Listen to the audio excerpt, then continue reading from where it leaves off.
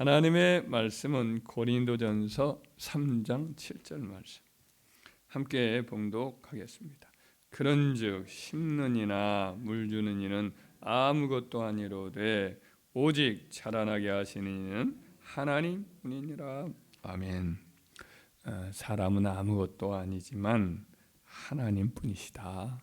오히려 하나님, 오직 하나님 한 분뿐이시다. 이런 말씀을 여기서 하고 있습니다. 이 고린도 교회에 문제가 있는데 그 교회에 여러 편지를 쓰는 중에 1장부터 고린도전서 1장부터 4장까지는 한 주제가 뭐냐면 분열입니다. 분열. 교회 내부에 분열이 있어서 그 분열에 대한 문제를 가지고 사도 바울이 편지를 쓰는 거예요. 이 분열이란 인간 자체 내부에 있는 자만심 때문에 또 불화와 다툼을 좋아하는 타락한 본성 때문에 이렇게 나타납니다. 근데 그 계기가 고린도 교회에서는 이제 분열을 촉발하는 그 계기가 하나님이 놀랍고 귀하게 쓰시는 충성스러운 영적 지도자들 때문에 계기가 되었어요. 고린도 교회 성도들이 분열하게 된 표면적인 이유는 어떤 사람은 나는 바울에게 속하였다. 어떤 사람은 나는 아볼로에게 속하였다. 어떤 교인은 또 게바에게 속하였다. 이제 베드로를 말하는 거죠. 베드로에 속했다. 또 다른 어떤 교인들은 이것도 저것도 아니고 나는 그리스도께 속했다. 이런 말을 하는 거죠. 우리가 알다시피 사도 바울은 이제 고린 교회를 2차 전도 여행 때 이렇게 세웠어요. 한 2년 정도를 1년 6개월은 분명히 기록되어 있고 그보다 또 여러 날 머물렀다고 했으니까 한 2년 정도를 머물렀던 걸로 보여집니다. 그리고 난 다음에 좀 있다가 젊은 교사였던 아볼로라는 청년이 가서 또 하나님의 말씀을 가지고 성경을 가지고 구약 성경이죠. 구약 성경 가지고 유력하게 이제 변증해서 유대인들을 이기고 사람들을 하나님의 말씀으로 유익을 주었습니다. 그리고 난 다음에 이제 사도 베드로가 그곳에 들른 것 같습니다. 아마도 사도 베드로가 들른 시기는 2차 전도여행 사도 바울이 끝나고 그 다음에 에베소 지역으로 아마 가기 전이나 간 이후에 초기 시대에 이제 베드로가 그곳에 들른 것 같습니다. 사도 베드로는 예루살렘을 거의 떠나 있었던 때가 많았던 것 같아요. 전도자로서의 사명을 감당한 거죠. 그러니까 요바에 가서 전도하다가 또 지나서 가이사라에 머물다가 또 잠깐 또 예루살렘에 돌아왔다가 또 나중에 안디옥에 간 것을 보지요. 성경에 갈라디아서 안디옥에도 왔어요. 그리고 또 그 다음에 쓴 베드로 전서를 보면은 사도 베드로가 편지를 쓰기를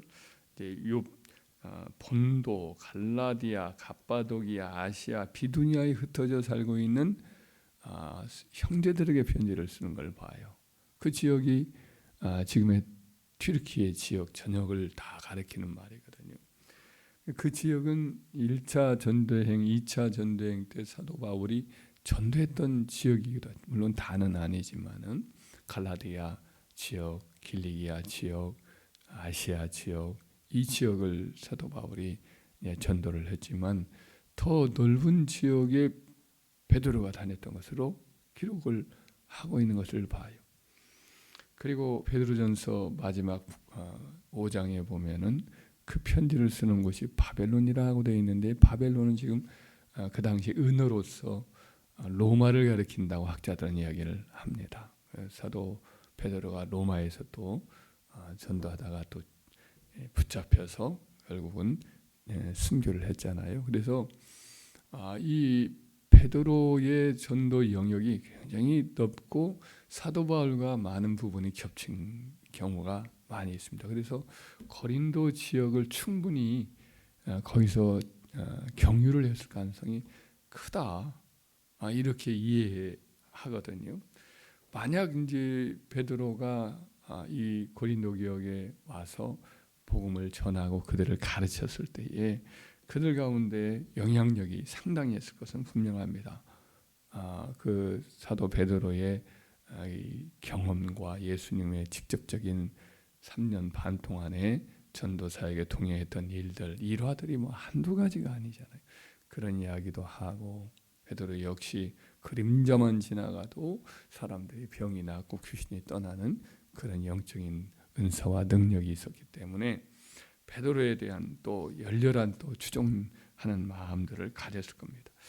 바로 사도 바울의 지적이고 광대한 복음의 비밀을 알고 있는 그의 영적인 지식과 또 여러 은사들, 아볼로의 성경적 가르침, 사도 베드로의 여러 그 인격의 어떤 감화와 또 은사의 나타남과 예수님과의 체험에서 우러난 체험적 경험에서 우러난 여러 교훈들을 이렇게 접했다면 이런 참 굉장히 큰 은혜를 입었잖아요. 고린도 교회 성도들이. 그래서 신앙적으로나 영적으로 성숙해져야 마땅할 겁니다. 신앙적으로 영적으로 지적으로 성숙해지면 할수록 사람은 더 겸손해지고 더 주님을 사랑하고 또 주님을 자랑하고 오직 주님 외에는 아무것도 사실은 더 이제 바랄 것이 없고 자기의 죄를 더 깊이 깨닫습니다. 성령의 깊은 감동을 입으면 우리 자신의 추한 죄가 서서히 드러나게 되고 스스로 깨닫게 되니까 더 낮아지고 오직 하나님의 은혜에 감동을 하고 모든 사람들을 자기보다 더 낮게 여기고 귀히 여기고 이게 변모가 됩니다. 더 충성되고 헌신된 사람으로 변모되는데 이 사람들은 이제 그러지 않게 된 거죠. 분파를 만들고 나는 아볼로파, 나는 바울파, 나는 또 베드로파, 이렇게 분파를 만들고 다른 분파의 지도자들이나 성도들을 비난하고 이런 일을 하는 교만해진 이런 모습을 보게 되죠.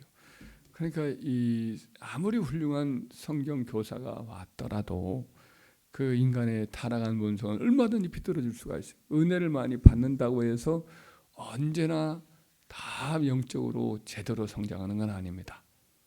은혜를 많이 받고 사랑을 많이 입었음에도 불구하고 인간의 타락한 본성은 더 어긋나고 더 교만하고 더 타락하고 더 배은망덕 갈 수도 있거든요. 그래서 이제 이런 일들을 이렇게 악한 일을 하고 분열을 이렇게 많이 일어난 고린도 교회에 사도 바울이 치유하기 위해서 이제 고린도 전서를 써 보내거든요. 여러 가지 문제가 있으니까 하나하나 이제 가르치는 그런 내용을 담고 있습니다. 그런데 그 중에 1장부터 4장까지는 이제 그들의 분열의 문제를 이제 치유하고자 영적 교훈을 써 보내죠. 내용을 요약하자면 우리를 살리려고 죽으신 분은 우리 주 예수 그리스도밖에 없다. 우리가 나 바울의 이름으로 세례 좀 받은 사람이 있느냐? 베드로가 우리 위해서 대신 죽었고 그가 우리를 위해서 피 흘려 죽으셨느냐? 우리를 살리니가 뭐 나나 혹은 베드로나 아볼로겠느냐? 아니라는 거죠. 오직 우리를 위해서 죽으신 분은 누구예요? 누구의 이름으로 세례를 받은 거죠? 예수 그리스도 그분뿐이다. 그러니까 우리는 뭐 유대인은 표적을 구하고 헬라인은 지혜를 구하지만 우리가 전하는 것은 십자가에 못 박힌 그리스도밖에 없다. 십자가의 도가 멸망하는 자에게는 어리석게 보이지만은 그러나 구원을 얻는 우리에게는 하나님의 능력이요 하나님의 지혜다. 오직 예수 그리스도 그분만이 우리를 살리는 유일한 하나님이 주신 구원의 방도니까 우리가 붙들고 우리가 사랑하고 우리가 자랑할 것은 오직 예수뿐이시다. 할렐루야. 예수 그리스도 그분만을 의지하고 자랑하고 추종해야 된다는 거예요. 그럼 사람은 뭐냐? 하나님 쓰시는 일꾼은 뭐냐? 도구라는 거지요. 밭으로 말한다면 씨를 뿌리는 자와 물 주는 이 일뿐이란 거지요. 아무리 씨를 뿌려봐도 아무리 물을 줘봐도 자라나는 건 누구에게 달렸느냐? 그것은 신의 영역에 속한 거, 하나님의 영역에 속한 거죠. 그렇지만 우리가 밭에 이렇게 농사를 지어봐도 씨 뿌린 대로 다 나는 거 아니거든요.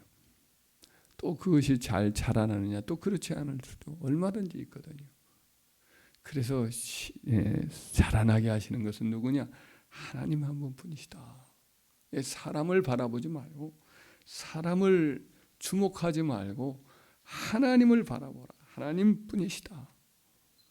그리고 이 건물을 짓는 걸로 말한다면, 아무리 화려하고 멋진 집을 지었다 해도 기초가 형편이 없으면 오래에 지은 집은 결국은 바람이 불거나 혹은 뭐 여러 창수가 나서 홍수가 밀어붙이거나 그러면 다 쓰러지고 무너지지 않느냐. 터가 중요하다는 거예요. 아무리 화려하고 멋있는 사람을 끌어모아서 어떤 큰 집단을 이루었다 해도 거기에 예수님이 없으면 허상 거거든요. 저 신천지나 뭐 여호와 증인이나 다 그렇거든요. 사람은 끌어모아요. 거기에 뭔가 나타나기도 해요. 그러나 예수 그리스도의 그분의 터 위에 선 이 건물만이 온전히 이렇게 남는 거거든요. 마지막에는 다 이제 불로서 다 시험을 할 때가 와요. 예수님의 이제 종말 심판 때에. 그때 이제 우리 인간을 추종하고 인간의 이름으로 자기를 드러내려고 하고 이런 뭐 노력을 했던, 그래가지고 많은 어떤 인간적인 성과를 얻었다 해도 그것들은 다 불로 시험을 받아요. 집을 지을 때 지푸라기로 짓기도 하고 여러 또 흙으로 짓기도 하고 금과 은과 여러 보석들로 지은 것이 있으면 이제 불로 시험을 하면 금과 은과 보석 같은 경우는 더 영롱하게 빛나지만 집이라든지 뭐 이런 것들은 다 살라지고 태워지고 깨지고 부서지잖아요. 그래서 우리가 무엇으로 우리 자신의 신앙을 지킨 것만이 남느냐? 우리 구주 예수 그리스도의 은혜와 성령의 감동 감화로 오직 주님을 사랑하고 그분을 위해서 헌신한 것만이 남는다. 할렐루야. 이걸 이제 계속해서 사도 바울이 가르치고 있는 거죠. 그래서 우리는 1장부터 4장까지의 말씀의 요지는 뭐냐? 사람 자랑하지 말고, 사람은 뭐냐? 어떤 하나님이 쓰시는 도구에 불과하니까 우리를 살리시고 죽으신 그리스도 예수의 십자가만을 자랑하자. 사람에게 너무 끌려다니지 말아라. 사람에게 매달릴 것도 없다. 결국에는 하나님 한 분만 매달리고, 하나님 물론 질서와 긍휼의 수단으로 사람을 쓰시지요. 그러나 그렇다고 해서 사람 자체를 하나님만큼 이렇게 사랑하고 매달리는 건 아니다. 어디까지나 우리를 쓰시는 분은, 우리에게 복을 주시는 분은 누구냐? 우리 주님이요, 우리 하나님 아버지 뿐이시다. 이걸 기억할 때에 우리는 실족하거나 혹은 시험에 넘어지거나 혹은 균형을 잃거나 하지 않을 줄 믿습니다. 그래서 우리가 그 점에서 더욱 하나님만 바라보고 하나님께서 인정받는 자로 더욱 충성하고 그렇게 헌신하고, 주님 앞에 뭐 사람이 알아주든 알아주지 않든 상관하지 말고 우리 주님과 하나님의 피로 값주고 선 교회를 아름답게 잘 섬겨서 장차 주님 앞에 서는 그날에 칭찬받고 인정받고 상급을 받는 저와 여러분들 되기를, 그리고 화평과 덕을 세우고 교회를 든든히 세우는 귀한 일꾼들이 되기를 주의 이름으로 축원합니다.